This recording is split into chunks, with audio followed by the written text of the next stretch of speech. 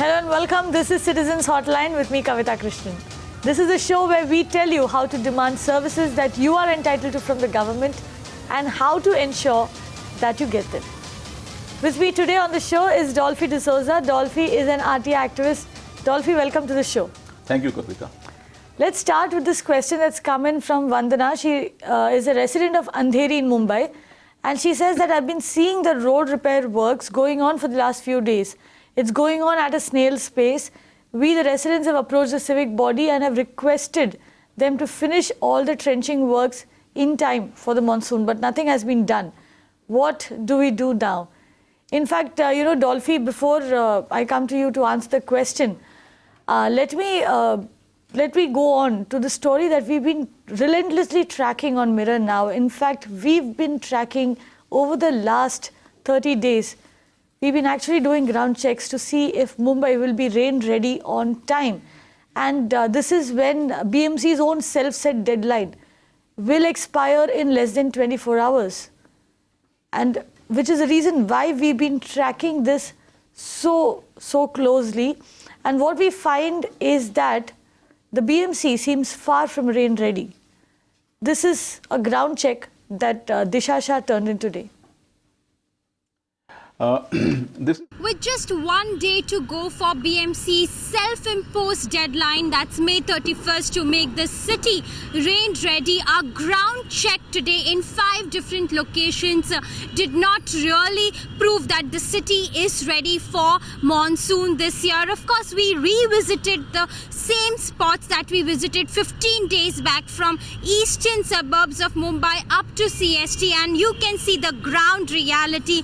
Nothing much has been changed on ground. Of course, in few locations which we spotted, like for instance in Dadar, certain amount of work is done, but in areas like the Eastern Express Highway and even in CST, of course, a lot of work still needs to be done on ground. In fact, the BMC Commissioner Ajoy Mehta has sent a strict warning message to all the contractors and even to the ward officers as well, that if they fail to meet the 31st May deadline, then they will be penalized and they will be punished, and strict action will be taken on them. But of course, on the other hand, if you talk about monsoon, particularly this year, work on more than 300 roads has not even started yet in the city of Mumbai. And remember, those were the roads that were included in the monsoon preparedness plan. So, of course, citizens, when we spoke to, what they tell us is that they only fear for yet another season of bad monsoon this year. This is Disha Shah for Mirror Now. And in fact, that's what Dolphy, residents are scared of, they are worried about, because 300 roads, like Disha just told us, is still under repair. Only 55% of the road repair work across Mumbai is complete, and this is data put out by the BMC itself. Only 65% of the trenching work is done, which becomes even more dangerous as monsoon approaches, because that means that there are open ditches across the city. Mukund also wrote in from Dadar and said that trench work has been going on in their area for a month now. A motorist fell into the trench recently, he says, but survived. We've approached the BMC to cover the trench, but in vain. What do we do now? And citizens are going to be worried. What can they do? They've written to the BMC, they've approached them. How do they ensure that these trenches are at least covered up before the monsoon sets in? It's always only talk. They don't walk the talk. And we feel very strongly, a very casual approach by the municipal authorities, that unless headstone roll, nothing will happen. Everybody knows the period of monsoons. So why do you take up assignments which are closer to the monsoons when you can't fulfill completion of that work, which could create a lot of problems? We have had deaths because of potholes, And there is this gentleman who always, because his son lost his life, he keeps on going different locations to fill the potholes. But this is a responsibility, a casual approach. Dolphy, what can people really do? They have to come out on the roads. This is not just potholes they're talking about. They're talking about trenches, which means this is a ditch that is at least 2 or 3 feet deep.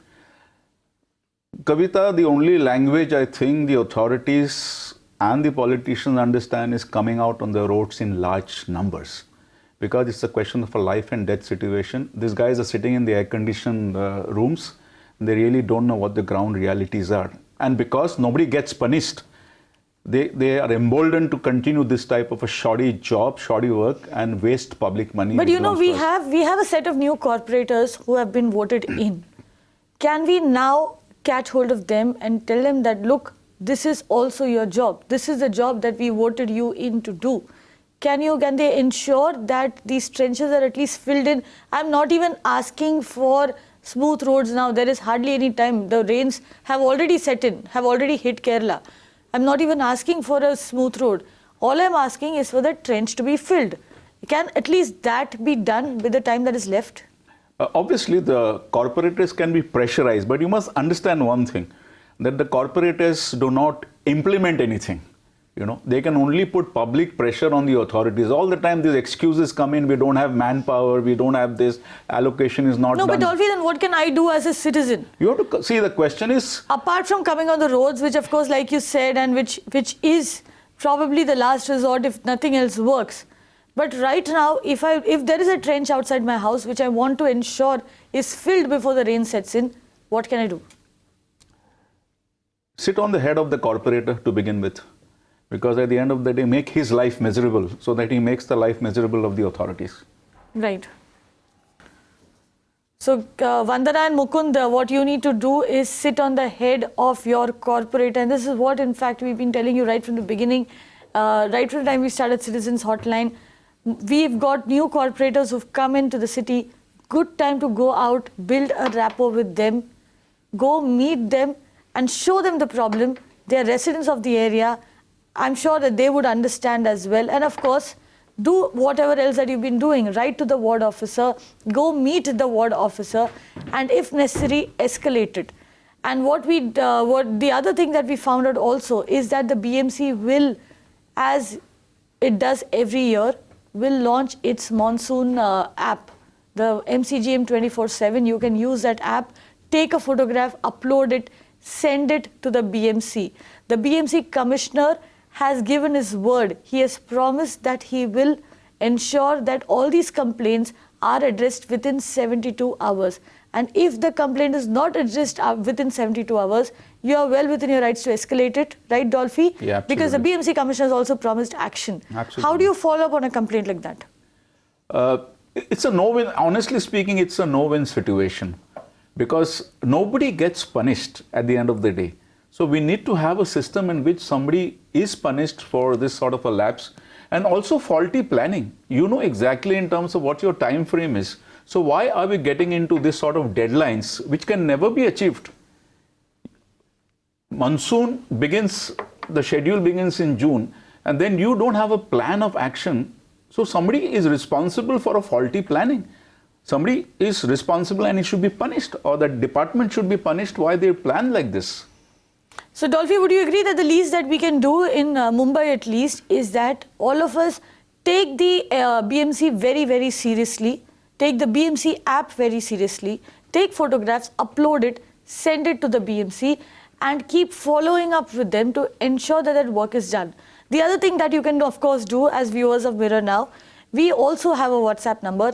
Take a photograph, location tag it, send it to us with your name and your contact details, and we ensure that we will keep showing it, we will keep following it up with the BMC until and unless that work gets done. That is something that we can do from our end, because we are not going to let this issue of potholed roads die out. This is something that we are going to continue following, not just in Mumbai, but across the country. So if you're living in any city, anywhere in the country, and you have a problem with the quality of roads outside your home in monsoon, please pick up your phone, take a photograph and send it on that WhatsApp number. Moving on now, we have Kavya who writes in from Thane, and she says that I've been experiencing a problem of water shortage. We get water once in a week. I've approached the water board for help, but in vain. I was made to go through a series of officers to get the issue solved, but nobody helped. What do I do now? The first is the power of citizens in terms of power of one versus a group. Are you only facing the problem, or the whole locality is facing a problem? So as a movement, you need to first go to your local corporator again. We say, we vote the corporator, but we don't make him work for us. After voting him, he gets elected, he does his whatever job he wants to do, but we don't make him work for us. I think we need to go back to the corporator, because corporators are responsible to ensure that services are provided for citizens. And we don't exercise that option. And we go everywhere because the corporator can put a tremendous amount of pressure because you have elected him and he understands the power of the vote.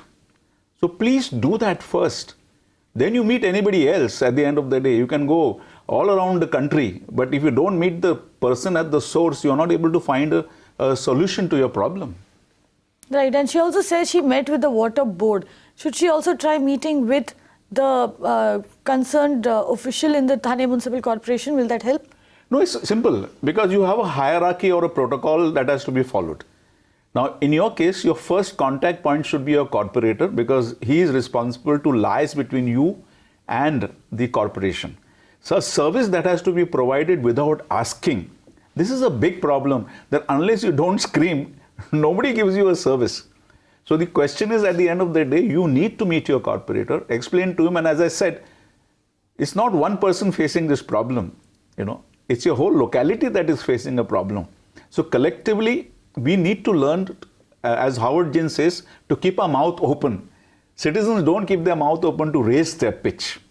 So we need to do that. So Kavya, essentially you need to get together and go and meet with the corporator in a group, meet with the concerned civic official in a group. You can start a signature campaign if required, and also submit that to the corporator, to the civic official. That will probably prompt them to take action. Moving on to Chandigarh now. Navdeep has written in and says that there are many illegal dance bars in the locality which have been creating a problem for residents. Whom should I approach to lodge a complaint? Will lodging a police complaint help? Dolphy, you've been working with the police for a long time. Will that help? How can they approach the police to lodge a complaint in this matter? See, first of all, we must understand, what do we understand by illegality? Whether they don't have permissions or permits, or they're going beyond a scheduled time. We need to know exactly what we are talking about, or public nuisance is being created, because all these things technically come under the jurisdiction of the police in terms of law and other things. In terms of permissions and all, it comes under the BMC or the local authorities in terms of permits and all to be given. So this needs to be understood first, point number one.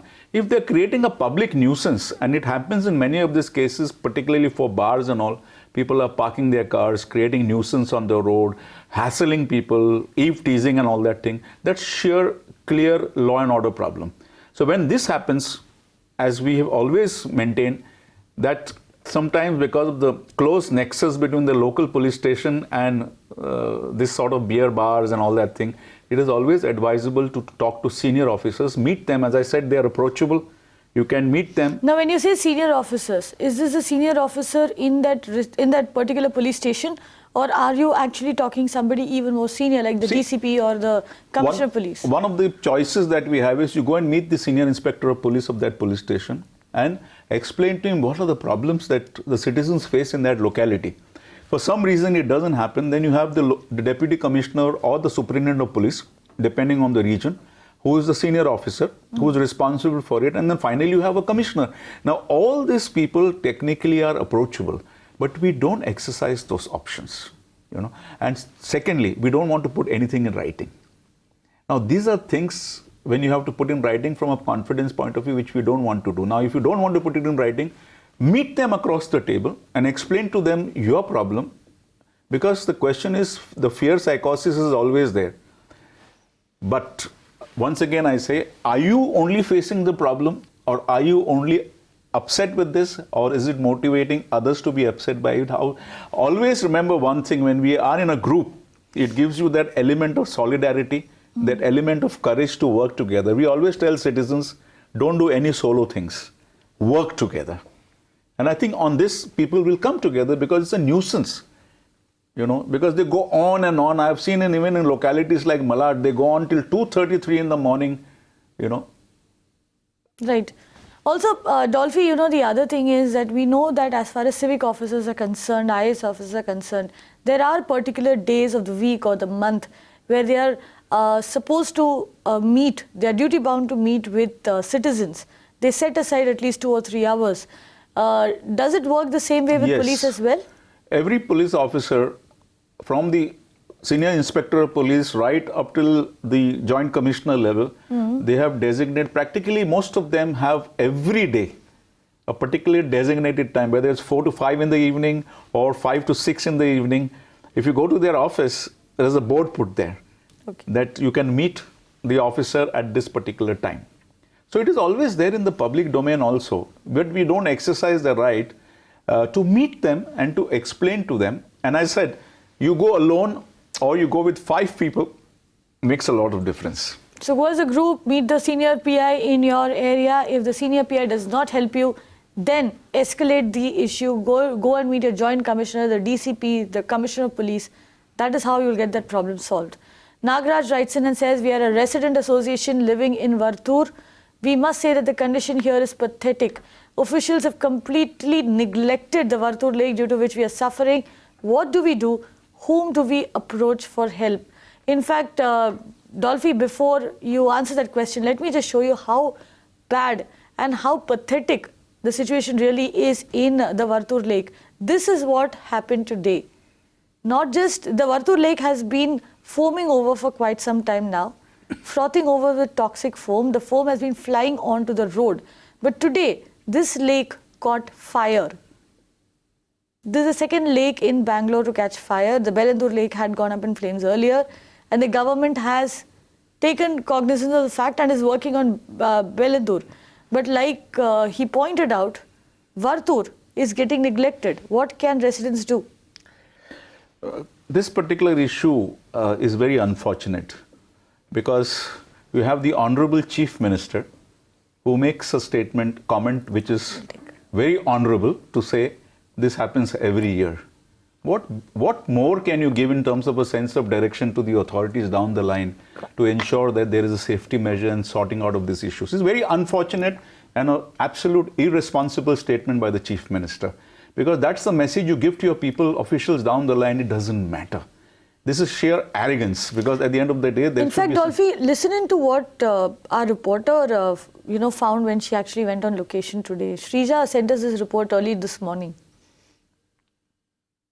I'm right now standing here at the Ammani Vartur lake. As you can see right behind me, this particular lake bed has been on fire for more than 5 hours, and despite the officials being intimidated about this fire, none of them have arrived at this very spot to take stock of the situation. Also, you can see right here, there have been garbage strewn across this particular lake. In fact, the lake, the water body has been polluted with hyacinth and weed, and clearly this indicates the fact that in fact the officials have been only concentrating on as far as the Bellandur lake is concerned, and completely the Vartur lake has been sidelined. Now, talking to some of the residents here, we understand that there are some of the immigrants just onto my right, if you could see, these immigrants are from Bangladesh. What we understand here is that according to residents, they allege that it was the BBMP who allowed them to construct the shafts and live here so that they could in fact segregate the garbage, and they process the garbage and they dump it right here on this very lake bed. We did question the Joint Commissioner of BBMP, Sarfaraz Khan, a few months ago on this very same point as far as the Bangladeshi immigrants are concerned. But however, all he did was he promised us saying that he will be asking them to in fact move away from this particular spot. However, we understand no action has been taken as far as this particular lake is concerned. In Bengaluru, Shrija for Mirror Now. In fact, Dolphy, I'd like to bring your attention back to the footage that we're showing. That footage also was sent to us by our citizen reporter Jagdish. Jagdish is a resident of Whitefield in Bangalore. He lives very close to this Vartur lake that we're talking about, that Nagraj has written in about. This is footage that he shot on his phone this morning, and he sent it across to us. And that is how we are able to show you this on screen today. So this is essentially what we have been doing. We are asking citizens to reach out to us and send us those videos, send us those photos on WhatsApp so we can pick it up. And this is one issue that we've been following very closely on Mirror Now. But Dolphy, what can these citizens do? They feel they are being neglected because the government action is now focused on the Bellandur lake. What can they do to ensure that there is some action on the Vartur lake as well? As I've said earlier also, it's again, I come back again to the citizens' power to come out and voice and raise the pitch, because pollution laws are very, very strict, but unfortunately they're never ever implemented because of the nexus. And this is not the question about only Karnataka, but look at even Maharashtra, it's the same story. Look at Bombay, you have Mithi River, you have Poinsa River, Daisar River, they're literally gutters waiting to explode. So the whole question comes in at the end of the day that who is going to bell the cat? Because the elected representatives also do not raise this pitch at all, you know.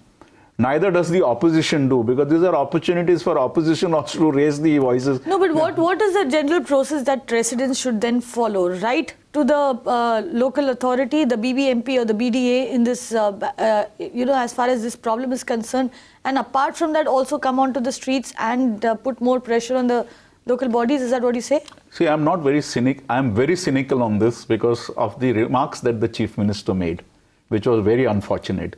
He has given a signal to the authorities, doesn't matter. So obviously residents have no choice but to come out on the roads in a situation like this, because no action is going to be taken down in terms of heads being rolled there. Right. So essentially residents need to ensure that it matters, and for that they will have to raise their voice, come out onto the streets is what Dolphy says. Of course, the other thing that Dolphy keeps telling is follow the hierarchy. So go ahead and file a complaint, make an application in writing to the BDA, to the BBMP, send it to the officer concerned. If that officer does not act on it, then escalate the matter. How long should you wait for an officer to act on your complaint, Dolphy? One of the things we need to learn is writing is one thing, but meeting them in a delegation has a better impact. Right. Because all this bureaucracy that is there, that red tapeism that is there has to be cut. So when you meet them across the table, the pressure is much more on them. So use that technique rather than just sending in letters, because the letters can go haywire. And use, after you file complaints, use the RTI mode to understand exactly what really has happened on their complaint. You know, because there are going to be remarks, notes, which you can ask to the RTI to know what steps were taken at the end of the day after a citizen complained about such a thing, which is absolutely obnoxious. Right, so you need to keep following up on that complaint, and of course if you file an RTI, you can also check on the status of the complaint and also ensure that you ask for the file notings when you file an RTI, because that exactly tells you how the file has moved and what are the officer's remarks on your particular file. We have Deepak on the line from Shivaji Park in Mumbai. Deepak, go ahead, what's your question? Yeah. I regularly travel from Shivaji Park to Flora Fountain, Okay. and the road from Shivasena Bhavan to Tirak Bridge is absolutely in a bad shape even after months. A. B. At Dadar TT, next to the flyover, again the road is dug and nothing is happening. There's a regular traffic jam. And this is happening, and as I reach Flora Fountain near MG Road, the same situation, the road is entirely dug. Now, is the commissioner of municipality, can he not see, or his people can't see this? Or are they blind to the whole situation? And they are telling every day that the whole thing will get over and by 31st. Today is 30th. So what are they waiting for? In fact, Deepak, that's something that we've been tracking on Mirror now as well. But Dolphy, very quick answer. What can citizens like Deepak do now? I think they don't want us to use our vehicles and move on the roads. That is what bottom line, because the whole city of Mumbai, unfortunately, is in this shambles at this point. Would you suggest Deepak use the MCGM app to get relief? And say other citizens in Mumbai do that? In fact, if Deepak can mobilize, let's say, 500, 600,000 people to do that, that creates the pressure. Because it's a multiplier effect which pushes the authorities to take action. So you have as I always say, is that make the life of your elected representatives, whether it's a member of parliament, whether it's a member of the legislative assembly or a corporator, make his life miserable first. The moment that happens, he understands the pain that people go through. Then he moves, and he puts pressure on the authorities to sort this out. Right, so essentially make the system work for you. With that, we come to an end of this episode of Citizens Hotline. We will, of course, help you with answers to all queries related to civic issues. whether it is water problems, sanitation, potholes, or getting your papers from the government. Thank you very much for watching.